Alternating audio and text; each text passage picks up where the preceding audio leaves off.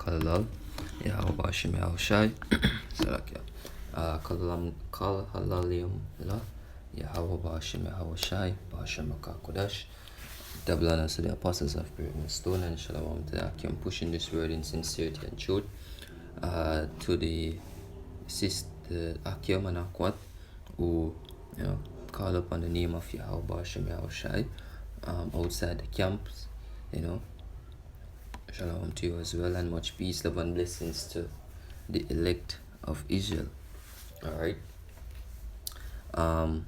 So today this lesson is coming from 1 Corinthians 13 and 1. Alright. This is about charity. It says, though I speak with the tongues of men and of angels and have not charity, I am become as sounding brass or a tinkling cymbal. You know what I mean? Right, so as a matter of fact, let's go right into this so we can look up the word charity. Alright, here we go. Alright, so it says, this is from the Greek word agape. Alright, agape. It says brotherly love, affection, goodwill, love, benevolence, love, feast. Alright, so and two important things I want to point out here: brotherly love, are three: brotherly love, affection, and goodwill. You know what I mean? Alright, so that charity, it's not only about what physical things you can give to a brother, but also spiritual as well. You know what I mean? The fact that we're doing these lessons, brothers who do these videos or lessons, putting up on YouTube or Odyssey or wherever platform, you know what I mean? That's charity as well. You know what I mean? The apostles going week in, week out the street to prophesy. That's charity as well. Salakia. Alright, so that's charity as well. You know what I mean? What else?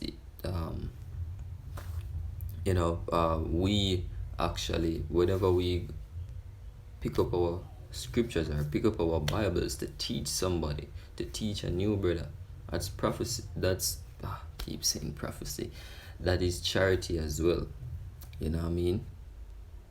So charity is not just about physical things, like giving alms or things like that, or providing a brother with certain necessities that they might need. You know what I mean? But it's also about the spiritual things that you can give. See, and one of the biggest acts of charity that we can do for each other right now in this time, is basically keeping a brother on the right track, keeping a brother within the spirit of Yahweh Hashem Yahushai. Right? And how you do that, right, is through basically goodwill. Right? I'm gonna get a precept for that goodwill. Alright, this is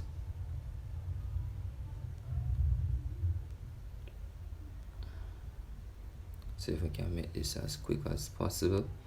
Alright, so this is Romans 13 and verse 10. Right, it said, hold on, wait, wrong place with it. This is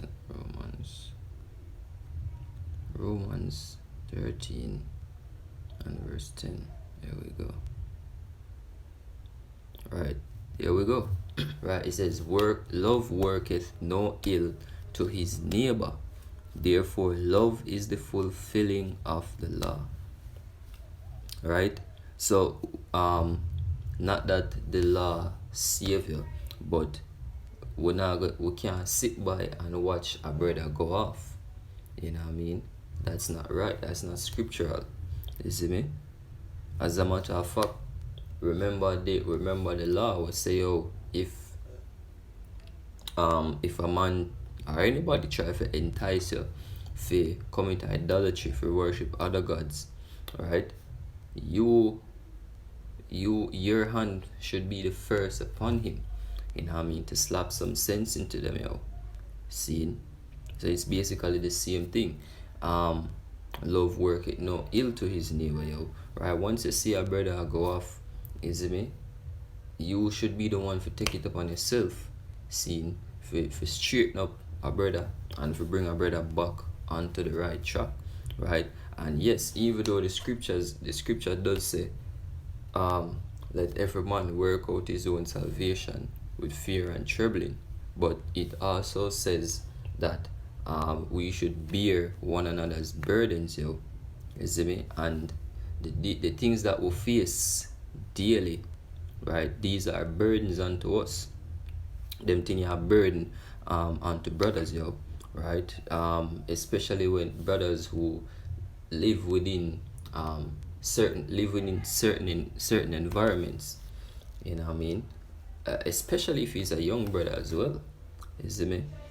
It's basically a burden. It will basically be somewhat of a burden, right, for young brothers who basically they've been living in certain environments for majority of them life, and now them come to the truth, you see me, and them are try to change or to put off that old man and become a new man, right? It's up to us to actually provide charity in that situation, right? Which is the goodwill. Seen? So again, it says, love worketh no ill to his neighbor. Therefore, love is the fulfilling of the law, right? Helping each man to fulfill the laws, statutes, and commandments that can be kept, right? So we're not out here advocating for a man to keep every single law that there is, you know what I mean? Salakia, right? We're not out here saying, yo, stop wear mixed material, or stop eat certain things because this might have certain things in it, or that might have certain things. We don't really know what exactly in a certain things. That's why we have grace, right, for the laws them that we cannot keep 100%, right? That's why there's grace. See, and another one, this is 1 John 3 and verse 18. So okay, 18, right? It says, my little children, let us not love in word. As so let me go back to the first scripture I'm gonna bring out. So okay.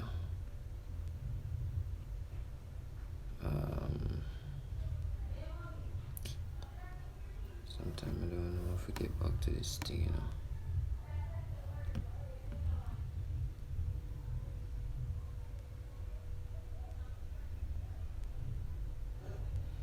Back to the 1 Corinthians 13.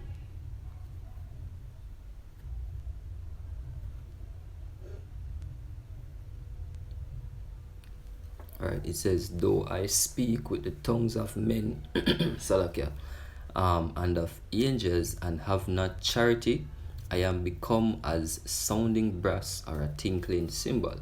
And that basically means, hey, if no matter how you go out in the road, go out on the streets, you speak all these spiritual things, all these prophecies, all this knowledge, right? If you don't have charity, then you basically just make noise, right? You basically just make noise. Alright, that's why I say a sounding brass or a cymbal, yo. You see me? Alright, because you're basically not doing what the spirit requires, or not doing what the words that you're speaking, you're not living that, basically. You see me? So charity have to come in, you see me, with so like a charity comes with these words that we're speaking, yo. You see me? So and again, as we say, charity is not just giving physical help to a brother, or physical arms to a brother, but spiritual as well, which is, if one of the most important forms of charity in my opinion, in my view, right? One of the most spiritual forms of charity, see, so like one of the most important forms of charity is giving that spiritual help, that spiritual assistance. You see me? Where we see brothers that stumble, we'll help them up, right? Strengthen the feeble hands, as the scripture say, right? Right. So now we can go back to the 1 John again. See, chapter 3, 18. Right. So it says, "My little children, let us not love in word, neither in tongue." Right. So don't just go around and say, "Oh, me love brother, they love this, and brother, they love that, and oh, you love this, and brother, yeah." You know what I mean? But if you're not providing charity, right, then you're as a sounding brass and a tinkling cymbal, right, as the scripture said before, which you just basically make noise, right? So, all right, it says, "Love not in word, neither in tongue, but in deed and in truth." Right? And the word deed basically just means action, right? It says employment, undertakes, to do, anything accomplished by hand, right? Art, industry, or mind, an act, deed, thing done, right? The idea of working is emphasized in to that which is less than work. Yeah.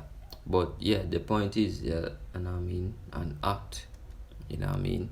So the word deed basically mean what you do, things that you do, right? And charity is not doing things for other people see, or before the eyes of people, you know what I mean? But from the heart, you're doing it from the heart, right? Through basically the scriptures, or through the law, or through the spirit. Yeah. Again, as I said, love worketh no ill. Love is the fulfilling of the law, right? And we're here to help each and every one to stay on the right path, right? That narrow path. See, so yeah, hopefully this video was edifying. Hopefully it was spiritually uplifting. Say, Kalalal Hiyamla, Yahweh Hashem Yahushai, Hashem Kodash. Double honors to the apostles of Great and Stone. Shalom to the Akim pushing this word in sincerity and truth.